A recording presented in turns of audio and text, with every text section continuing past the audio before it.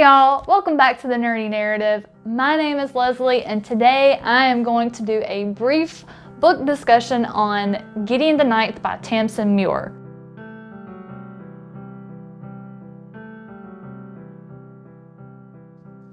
Okay, let's start with how I actually came to know about this book. So recently the BookTube SFF categories were announced and the books that were in each category. And one of the categories that I plan to vote in this year contained this book. I had never read it. I've actually never read anything by Tamsin Muir, but when I saw the cover, I just was immediately drawn in. Like, I don't know if you can see it, but I mean, you see this really awesome ginger-haired chick. She's got a sword. There's skeletons like flying in pieces all around her. She just has like a very, like her pose just screams at me that this book's gonna be amazing. And so then I got the book and you know, there was the dust jacket that I absolutely fell in love with, but besides the dust jacket, the book itself, if you've been watching any of my recent videos, you know that I just absolutely have adored this book. Like, this is my favorite book that I have purchased this year so far, just on looks alone. Okay, so we've established that I am physically attracted to this book. I'm interested in reading it just off the shallowness that I love the way it looks. And I love the dust jacket.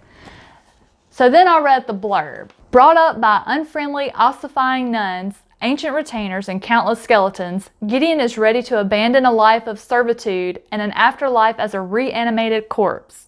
She packs up her sword, her shoes, and her dirty magazines and prepares to launch her daring escape. But her childhood nemesis won't set her free without a service. Hera Hark Nonagesimus, Reverend Daughter of the Ninth House and Bone Witch Extraordinaire, has been summoned into action. The Emperor has invited the heirs to each of the loyal houses to a deadly trial of wits and skill. If Hera Hark succeeds, she will become an immortal, all-powerful servant of the resurrection, but no necromancer can ascend without their cavalier. Without Gideon's sword, Hera will fail and the Ninth House will die. Of course, some things are better left dead. Okay, so I read the blurb and I was all in. I have read stories of necromancers before. Brian Lumley wrote a series, I think Vampire and Necroscope and all that. So there's a necromancers and all that, but I've never read one like this. And I loved this book. It was about 50 pages or so in before I had an idea of what I thought it was going to be about. And as it progressed, I literally did not want to put this book down. It is an amazing story. It is unpredictable. If I could describe it in a sentence, it's to try to put it in one sentence. If Nancy Drew was a necromancer as well as a lesbian. There's this huge mystery involved. I mean, it kind of reminds me of Jim Butcher's style with the Harry Dresden books.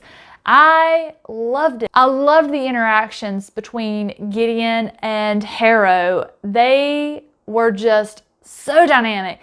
It was hilarious. There's so much sass and snarkiness and sarcasm with all these battles, and it's amazing. I love it. I do not want to spoil this for anybody. I want everybody to read this book. One tip that may help you, there are 9 different houses. Each house has to send their necromancer adept with that necromancer, and each necromancer has its own cavalier. And so there's 2 from each house that is sent to the first house to compete against each other to ascend. And so it kind of got a little confusing about who belonged to which house because they weren't always identified by their house. Sometimes it was just by their name in the beginning. So I just kind of wrote in my notebook, I wrote all the houses and the names of each character that belonged to that house. That really helped me a lot. So there's just that little tip if you think it might help. But each of the adepts were necromancers, and their cavalier was kind of like their knight, their protector. And just watching the dynamic between all of the different necromancers and their cavaliers is so interesting, and there's so much intrigue, and there's, you know, it's, I don't know how to describe it. It's a thriller, it's a mystery, it's in space, it's magic. I mean, everything you could possibly want in this book, it's there. Do I recommend it? 100%. If I had to, okay, there is one thing that I don't like about this book. The next one in the series isn't out yet. I mean, when this book ends, it gives you the epilogue that's going to lead you and kind of let you know what the next book's going to be. And I am just so disappointed. I'm so disappointed this story is over for now, and I'm going to have to wait for the second book in the series. Please let that book come out soon. But I give that book 5 out of 5 stars. And the reason for that, I loved it. I love the character development. I love the character interactions. It only took me about 50 pages to see kind of what was happening, see what the story was going to be about. And it played along that line. Like, once you knew what this story was going to be about, what the core story was about, it didn't branch off into 20 different little stories. It kept to the story. There was intrigue, there was mystery, it was such a page turner, and it flowed. There was not a lot of fluff. There was not any over descriptive passages that would cause a disconnect or boredom or make you want to put it down and pick up something else. I loved this book. I absolutely love this book. And I am so looking forward to the rest of this series. Those are just my brief thoughts. I don't want to get too in depth because I don't want to spoil anything about this book. I want you to read it and enjoy it just as much as I did. And please, if you do read it, please come back.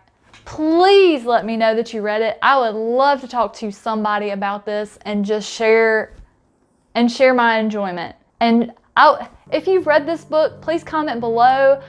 Please, if you are going to post any spoilers, just start off your comment with all caps spoiler alert, so that anyone who hasn't read it won't accidentally find out something. But I would love to talk to you about it.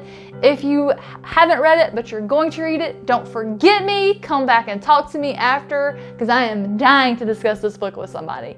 Y'all have a fantastic rest of your day. If you enjoyed this video, please, you know what to do. Thumbs up at the end. Have a great day. I'll see you soon.